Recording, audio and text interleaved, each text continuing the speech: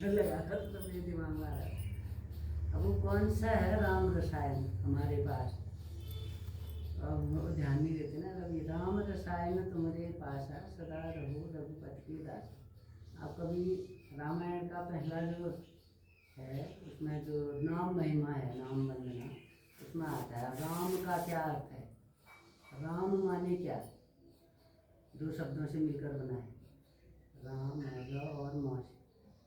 तो रकार निर्विकार, जैसे रो रकार है, मो मकार है। रो को रकार कहते हैं, मो को मकार कहते हैं। राम रकार निर्विकार निराकार ब्रह्म सार में, मकार महातत्व प्रकृति सत्य है समान की। रकार में है विधि हरि हर सिद्धि साध्य सब, मकार में उमा रमा के होते हैं किसान की। रकार और मकार की अपार रघुनाथ गाथ, पावत नहीं पार शीस शारदा बखान की। उपासना अखंड एक नाम की रहे सदा, रकार रामचंद्र है मकार मात जानकी। रकार रामचंद्र है मकार मात जानकी। अब देखो राम में ही दो शब्द, रकार में विधि हरि हर सिद्धि साध्य सब।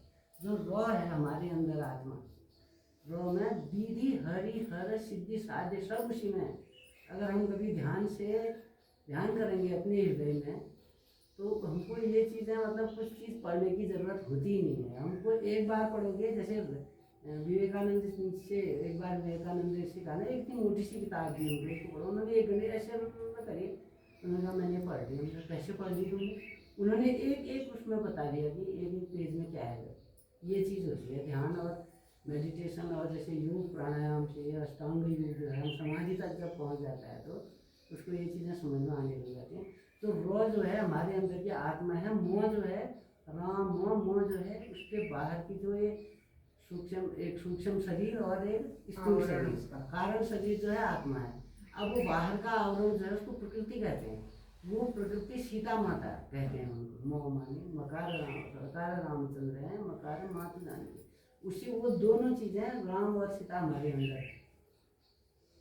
वो राम सीता हमारे अंदर है। तो जैसे हम हनुमान जी ने कहानी बताते हैं ना, वो हम उनको समझाने के लिए उन्होंने अपना हृदय फाड़ा और राम सीता जी के अंदर। तो उसका मतलब है कि सबके अंदर है। हम ढूंढते हैं उसे जगत में। वो हम क्या मूर्तियों में मंदिरों में, मंदिर का मतलब क्या है? मंदिर जाने का मतलब है कि ध्यान का, हाँ, पूरा मंदिर का आकार ही इसलिए बना है कि जो ऐसे हमारा ध्यान फैला हुआ है उसको हम समेट के एक एक देवता, एक भगवान में ध्यान लगाए। एक है ईश्वर, एक से सारा जगत आया ना, वो निराकार से आया। तो वो है राम रसायन। एक एक हनुमान चालीसा का एक शब्द का इतना बड़ा गुण तत्व छुपा हुआ है हनुमान चालीसा में भी और रामायण में भी, एक एक चौपाई में। अब हम लोग तो पढ़ते रहते हैं ना, दर दर दर दर दर, हमने 2 दिन अर्थ नहीं मालूम है। जैसे अब हम लोग पढ़ते हैं तो उससे कोई फायदा नहीं होता है। हाँ ठीक है, जो कुछ नहीं से तो अच्छा है। रामायण तो नाम तो आ रहा है, नाम तो आ रहा है, मुंह में नाम तो आ ये रहा है। तभी बनाया ऋषि मुनियों को पता था कि ये सभी नहीं आएंगे इस तरह, तो सबको नहीं तो गुरु छोड़ ले जाए। तो पूजा भगवान की डर से भी करता है इंसान, डरता भी है भगवान से कि मंदिर जाके अरे हमको थोड़ा कोई ऐसा नहीं तो कोई किसी से डरेगा ही नहीं, तो ऐसा हो जाएगा। तो ये चीज़ें भी ठीक है, अपना मंदिर जाना बढ़िया है, यम नियम में आता है। जैसे अष्टांग पतंजलि के अष्टांग यम नियम आसन प्राणायाम प्रत्याहार ध्यान धारणा समाधि। अब पहले हम आसन करेंगे, शरीर को ठीक बनाएंगे, पहले ही तो हमारा साधन है। उसके बाद हम प्राणायाम आसन यम नियम, पहले नहाना धोना, आंतरिक शुद्धि, बाहर की शुद्धि, विचारों की शुद्धि ये होगी। उसके बाद हमारी एक्सरसाइज होगी, उसके बाद हमारे सांसों का होगा, उसके बाद जो है फिर हम ये प्रत्याहार मतलब हम अपनी इंद्रियों को जब बंद करेंगे तब हम भगवान को अंदर देखेंगे। नहीं तो ये तो हमारी इंद्रियां बहिर्गामी है, बाहर देखती हैं, संसार देखती हैं।